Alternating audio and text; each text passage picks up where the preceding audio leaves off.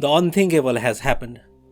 At least from the perspective of anyone who has followed the controversy surrounding close encounters for more than half a century. Using a new terminology that replaces unidentified flying object with unidentified aerial phenomena or UAP, the United States government has admitted that UFOs are real. The US intelligence community and the Department of Defense have officially reported that structured aircraft that appear to defy the laws of physics and that outperform anything known to be manufactured by any terrestrial nation, including the USA, have repeatedly engaged American military pilots and sailors. When I began the research for this book, it was the idea of undertaking a philosophical analysis of all aspects of the close encounter phenomenon in response to the June 2021 UAP report in the United States. Unfortunately, after only a few weeks of deep thinking and further reading beyond the research that I had already done about UFOs and putative alien contact for decades on the side of my other work, I came to a terrible conclusion that demanded a radical restructuring of this project. It is not as if the disturbing discovery was entirely surprising.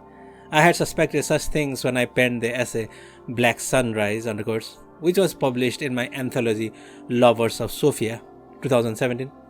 I revisited it in the chapter of Prometheism titled Atlas Never Shrugs, and explored it further in my novel Faustian Futurist.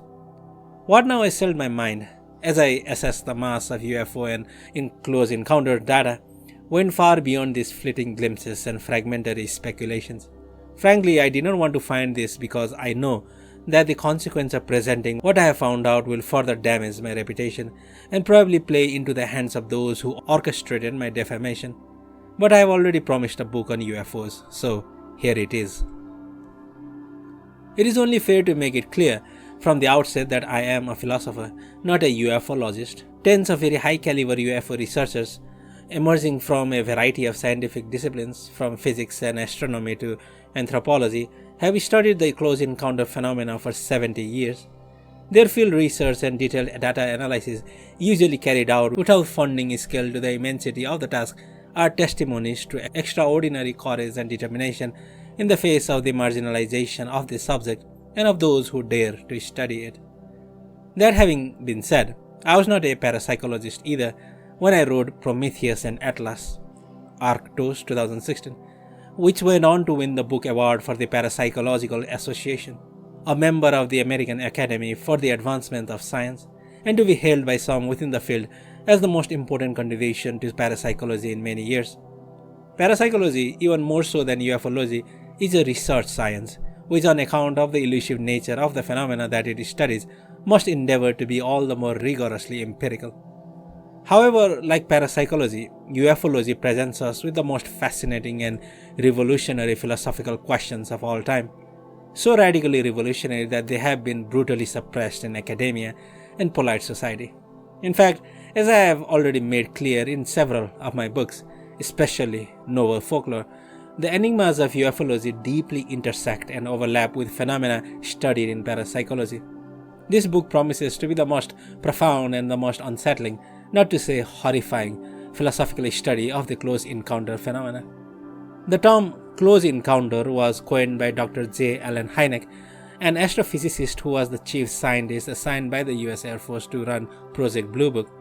Although he eventually disagreed with the Air Force's conclusions and went on to record that he believed a cover-up was taking place, Hynek was also the first ufologist to use the acronym UAP as a synonym for UFO all the way back in the 1953 report published in the Journal of the Optical Society of America titled Unusual Aerial Phenomena.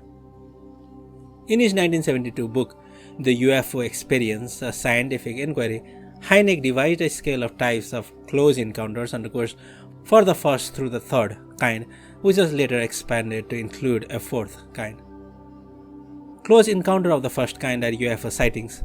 Close encounters of the second kind are cases where a UFO is not only sighted, but there are some observable physical effects of its presence or close contact with the craft. Anything from interference with electrical systems, say in a car that stops on the road, to marks in the ground left by the landing gear of a craft, material ejected from or left behind a UFO, or touching the surface of a craft. Close encounters of the third kind are observations of entities in association with UFOs. Finally, close encounters of the fourth kind are direct contacts or abductions initiated by these entities, wherein a person taken aboard a craft closely interacts with them. The UAP disclosure on the course of June 2021 was limited to close encounters of the first kind, despite overwhelming evidence for close encounters of the second, third, and fourth kinds. An attempt is being made to segregate these aspects of the UFO phenomenon and continue to cover them up, including with ridicule, just as the reality of the first kinds of close encounters was denied or dismissed by the government officials for decades. The rebranding of UFOs as UAP on the course is a part of this cover-up. Now there is a very good argument for why it might make more sense to use the terminology of UAP on the course, but those are not the reasons why it is being adopted. Quite to the contrary. One of the best arguments for rebranding UFOs as UAP or unidentified aerial phenomena on the course is that the new terminology is not inherently prejudiced in favor of the extraterrestrial hypothesis or ETH. In the circle of serious researchers of close encounters, it has long been understood that there are a variety of alternatives to the ETH, and not all of them are consistent with defining the phenomena as objects on the course. In brief, the alternatives to the common interpretation of UFOs as extraterrestrial spacecraft piloted by aliens on the course from another planet are the following. Number 1. UFOs are produced by a hidden terrestrial society, a breakaway civilization on the course that has diverged from others. Number 2. They are interdimensional, originating from parallel versions of Earth. Number 3. Closely related to this idea, and possibly inextricable from it, is the hypothesis that UFOs are time machines and their occupants are time travelers, potentially from the human future. Number 4. The close encounter phenomena represents engagement with the survivors of some vastly ancient human civilization, which for whatever reason has become subterranean or submarine and decided to operate in stealth. This is known as the crypto-terrestrial hypothesis on the course. Number 5.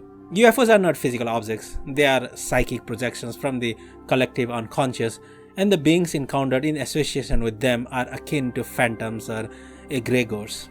This is sometimes designated as the ultra-terrestrial hypothesis on the course. And number 6. We are in a computer simulation, and what we are having close encounters with are avatars of the programmers who enter the game of this artificial world with vehicles on the course that appear to defy physics because they are not bound by the rules of the physics engine coded into the program. They operate like hacks in a video game. And the same can be said for the seemingly supernatural on the course abilities of these putative aliens. Unfortunately, the duplicitous proponents of UAP disclosure are using the rebranding of UFOs to narrow the range of possible interpretations by disregarding masses of relevant data. By contrast, the thesis that I will present here has emerged from an open-minded and courageous study that examined all of the various types of data related to close encounters. This has enabled me to draw a conclusion with respect to the extraterrestrial hypothesis and all of its alternatives. The conclusion is that certain aspects of all 7 of the hypotheses above, including the extraterrestrial hypothesis, are in some way true, and that the complexity of the phenomenon defies explanation by only 1 or 2 of these alternatives. The truth of the matter is also far more terrifying than conclusions that could be framed within the limits of any one or another of these alternatives. Let us begin with alternative 3, namely the idea that UFOs are time machines. Hardly anyone has contemplated this possibility in the right way, in a way that would offer a key to a comprehensive understanding of all aspects of the close encounter phenomenon.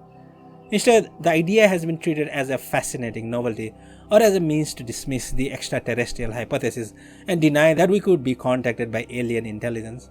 The right way to think about the possibility that UFOs are time machines is to situate this hypothesis in the context of the theory of the technological singularity.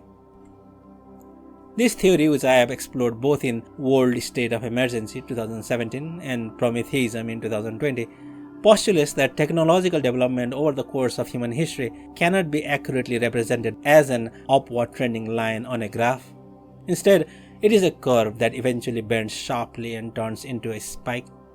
The compression toward the end of this curve is on account of the exponential rate of increasingly convergent technological development, where breakthroughs in one area become more and more connected to advances in other domains. For example, the closer we come to artificial intelligence, the faster the secondary and tertiary functions of various genes can be mapped by computers so that genetic engineering can be rendered more effective. Conversely, the higher IQ is raised using genetic engineering, the closer we will get to engineering artificial intelligence. The spike on the graph represents a singularity, a point past which the future can no longer be extrapolated from the past in the way that it could be at various points on the curved line before the spike. This is for two related reasons. First, the form of life past the spike or the singularity is no longer human as we understand the term. It is transhuman. And so we are hard-pressed to even comprehend how beings so fundamentally transformed by technologies such as genetic engineering and cybernetics would even think, let alone what they might do on a social level to develop past that point. Second, and even more importantly, one of the singularity level technologies will be time travel. Strike that, not just one of, The ability to manipulate space-time would, by controlling an artificial singularity akin to a black hole, be the single most defining technology of the singularity because those who invented could access the future and all subsequent technological developments. The UFO propulsion system is based on zero-point energy, JPE. The electrogravitic technology that produces JPE also allows for the manipulation of space-time. That UFOs are time machines is the key to the entire enigma of close encounters. Consider the fact that the technological singularity is bound to take place at some point in human history. The most significant aspect of that singularity is neither the genetic re-engineering of man nor the cybernetic fusion with artificial intelligence. It is harnessing zero-point energy and consequently bringing about the end of history conceived of as a four-dimensional chronology. This one breakthrough, by affording access to the future, can also accelerate the acquisition of other singularity-level technologies. Electrogravitic space-time warping technology affords those who invented the ability to transcend four-dimensional existence and begin to operate in a fifth-dimensional hyperspace. Engineering JPE is an epitome of the technological singularity, because mastery of it by the overman means bending 4D chronological spacetime into the event horizon of a 5D hyperdimensional relationship to merely human history. This would not happen overnight. Like any technology, it would take time to develop and then more time to test and refine to the point where it could be used masterfully. Imagine that developmental period as a timeline that starts to curve around itself until it forms something like the event horizon of a black hole. That is the biggest event in all of history, because it is no longer strictly speaking in history. Rather, history is inside it. Envision the vortex defined by the aforementioned line that is bent into the circle. In other words, imagine the interior of the event horizon as the time continuum of our past and future history.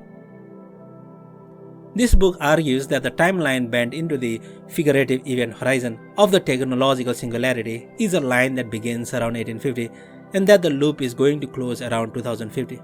In the late 19th century, a group of northern Europeans living mostly in Germany and the Americas began to develop JPE based on an alternative physics paradigm, one which they kept to themselves while allowing the public to believe that the Aether that had been discredited as a scientific idea. Not incidentally, secreting away the physics model that had provided them with the proper framework for this fantastic technological breakthrough required destroying the career of Nikola Tesla, who wanted to use it to provide the world with free energy. Tesla was directly involved with the principal financier of this intercontinental group of mystery men, none other than J.P. Morgan. From New York City, between the 1890s and 1930s, Morgan financed both the development of earliest JPE airships in the Americas and the rise of fascist political regimes in Europe. Meanwhile, he defunded Tesla after having stolen his designs, which Morgan incorporated into parallel engineering projects based on the same physics model used by Tesla. The papers that Morgan stole from Tesla were full of drawings and schematics for what we would now call UFOs or UAP. Sleek aerial craft lacking any wings, propellers, engine turbines, or other recognizable means of propulsion. They were powered by etheric energy, and they were built, but not by Tesla and not for the benefit of the general public. The elite Northern European or Nordic group responsible for this secret technological development were also occultists. The etheric energy that their inventions were built to channel was dubbed Vril, and they conceived of harnessing its power as the advent of a coming race, into which they would transform as they became superhuman masters of the earth. As the revolutionary communism erupted at the end of 19th century and threatened to topple the aristocratic regimes of Europe in the early 20th century, this Vril-oriented society set up a political front intended to protect their proprietary etheric technology project from a worldwide communist revolution. Their political front was European fascism, especially Nazism, and Morgan financed its rise. He was not alone. Allen Dulles, who would later go on to force the CIA by incorporating a Nazi spy network in Eastern Europe into the OSS, was Morgan's business partner in this venture. So was John Rockefeller, who had just become the first magnate of the nascent oil industry and who certainly was not interested in profitable fossil fuel being replaced by freely available etheric energy. In fact, a whole constellation of top-tier American corporations and industrial powerhouses funded and facilitated the rise of Nazi Germany as a bulwark against communism, from Ford Motors to IBM. These elitists, such as the Rockefellers, were also spearheading eugenics research programs in America with the aim of engineering a Nordic master race. Adolf Hitler was an admirer of these American eugenics programs, and he was encouraged by his handlers and financiers to replicate them in the new Germany. Nazi Germany became a Frankenstein's laboratory for this eugenicist Nordic elite, who had already been testing etheric airships in North and South America in the 1890s. Working in new Nazi-occupied Prague in 1944, under the codename Project Kronos, SS physicists and engineers used a bell-shaped JPU device to rupture the space-time continuum, while presenting the world with the illusion of the defeat of fascism. The individuals in charge of Project Kronos, at the highest level, meaning the intercontinental Nordic elite that had designed the mystery airships in America, opted to break away from this world while sapping it for resources so as to explore the hyperdimensional capabilities of this technology.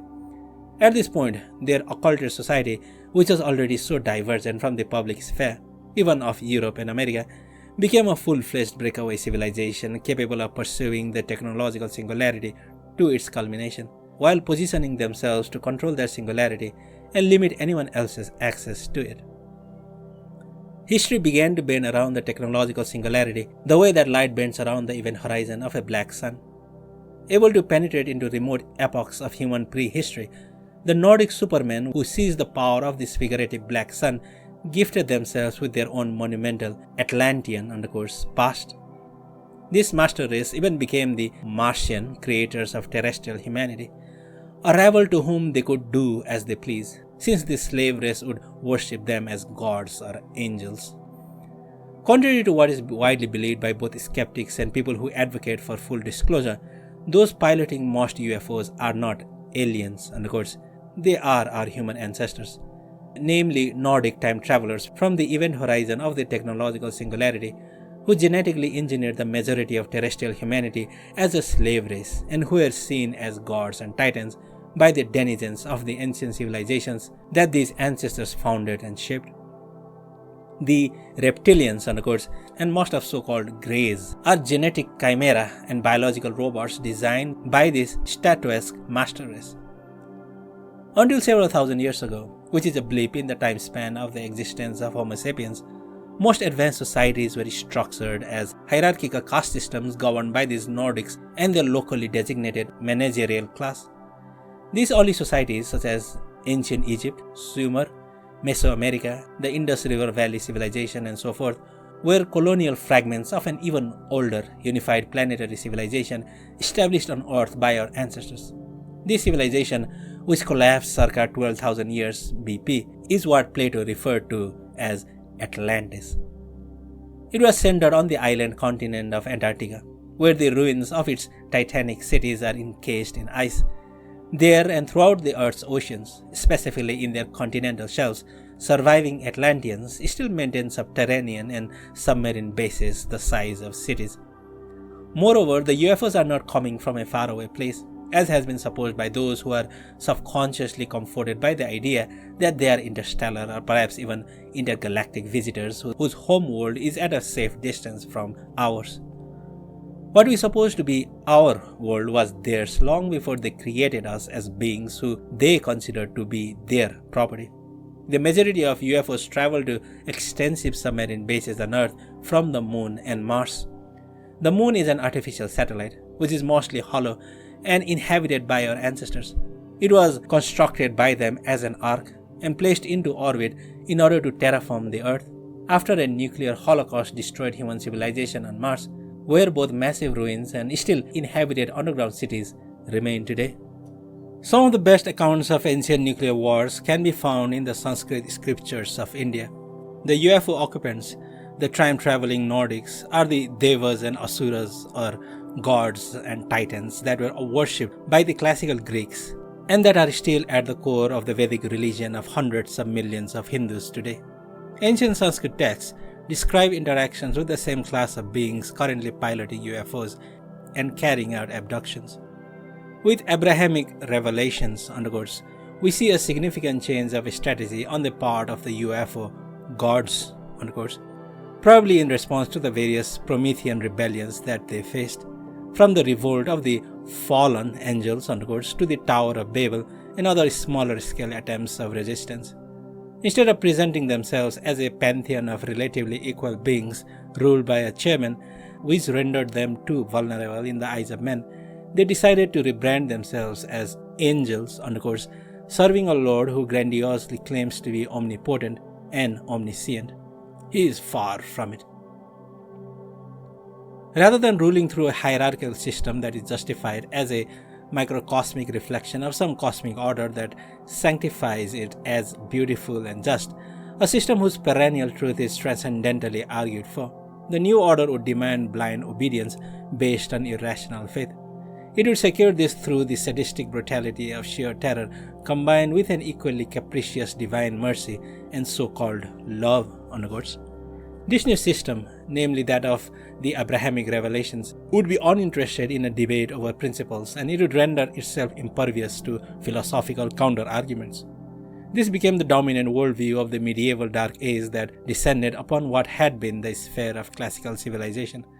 The gods, became angels, and their adversaries, the titans, became demons led by Lucifer. These beings have tremendous psychic abilities. Open contact with them and the integration of our societies, whether on their terms or on ours, would mean living with mass telepathy, clairvoyance, precognition, and psychokinesis. Almost no one in our world is ready for this terrifying prospect of having other people inside their mind at any time, able to see anything they are doing from a distance, or able to seriously harm or even kill anyone with focused intentions. These gods, are engaged in repeatedly changing recorded history and altering our memories by using time travel. This is possible because we are living inside of an information processing system that can archive defunct versions of the past. Various convergent pieces of evidence ranging from the effects of DMT to certain peculiar features of quantum mechanics all suggest that we may be inside of a computational cosmos. I do not mean a simulation. It is not that our world is a simulacrum of some other world that is more real. Rather, the idea is that the very nature of our cosmos is that it is a programmable and reprogrammable information processing system. The question remains, why would a civilization with the level of technology that these time-traveling ancestors of ours possess be so hell-bent on manipulating affairs in our world for such an immense span of time rather than colonizing the cosmos? My conclusion is that there is a finite, albeit vast, cosmic intelligence outside of the program that we are in, and that being is containing our ancestors inside of this system because the totalitarian form of life of these archons is considered unworthy of further expansion. It has been judged sterile, like an Ouroboros choking on the tail of a perennial tradition whose cyclical conception of time and fate precludes novel social and aesthetic transformations driven by innovative genius. The modus operandi of this trickster is defined by a single categorical imperative, very different from the childish one so naively framed by Kant. She aims, with her negantrophic forethought, to maximize creativity and thereby expand the existential horizon of possibilities for life at any cost. The most bizarrely Fortean fringe phenomena of close encounters are, in some cases, an expression of this force, and not the lower-level technological and psychical machinations of our archontic ancestors.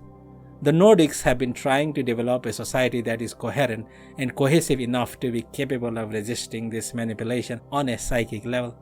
Having come face to face with a superorganism, the Nordics concluded that a dynamically progressive, and individualistic society opens up too many chaotic openings for this trickster to exploit as opportunities for assaulting humanity with maddeningly traumatic experiences. This cosmic intelligence ought not to be conceived of as human or even humanoid. On the Earth itself, the octopus represents a radically different form of intelligent life with the morphological capacity to develop technology, unlike dolphins, whales, or parrots. In fact, some scientists have suggested that the octopus either came here from another planet in the form of fertilized eggs inside of a meteor, or that it is from Earth in the future. The latter possibility has been dismissed too quickly in favor of the former, considering the kind of spatio-temporal vortices that are present in Earth's oceans at places such as the Bermuda Triangle. If ships and planes can slip through time at these places, so can sea creatures. The genome of the octopus is, apparently, consistent with what would be expected of the biological matrix of a planet where life has been undergoing evolution for far longer than it has on Earth, or with Earth in the far future. It is not consistent with the genome of the mollusks from which it has been supposed that cephalopods evolved, at least not within the time frame in which the octopus is supposed to have evolved from these primitive ancestors. There is no reason to think that a post-singularity intelligence would be any more like a human being than like an octopus, especially considering the fact that octopuses are crafty tricksters who can masterfully disguise themselves. They get bored easily, crave novelty, and are extremely curious and playful in comparison to other non-human predators. Philip K. Dick conceived of Valis in terms that were too anthropomorphic, although he may have had the right idea when he referred to this being as Zebra. Having embraced the full potential of the technological singularity, she is the ultimate chameleon and shapeshifter who manipulates many aspects of close encounters. The praying mantis type alien is one of her preferred forms, by means of which she is giving us clues about her true nature. So, in summary, the following study will show how aspects of the extraterrestrial hypothesis and all of the alternatives to that hypothesis are simultaneously true.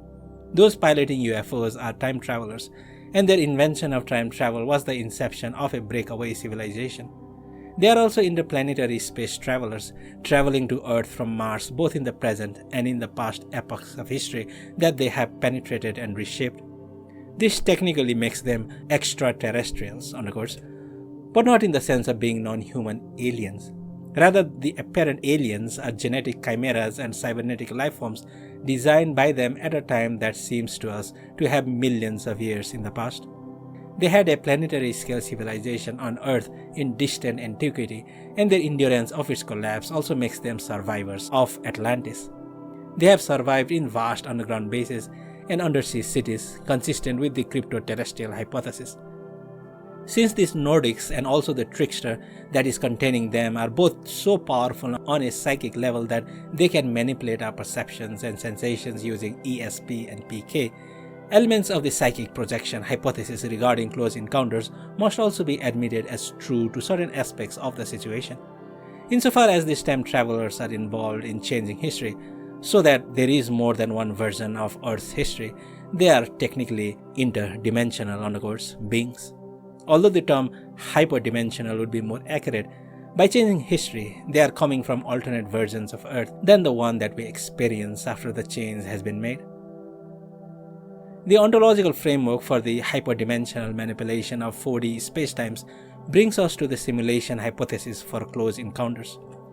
There is something to this hypothesis as well, although it is not that we are living in a simulation of a universe that is more real than this world. Rather, timelines can be changed because our cosmos is a quantum computational information processing system capable of saving something akin to past states of play in a video game.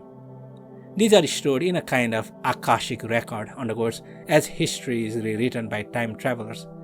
That is an overview of the comprehensive interpretation of close encounters presented in this book, a theory that supersedes and encompasses all others.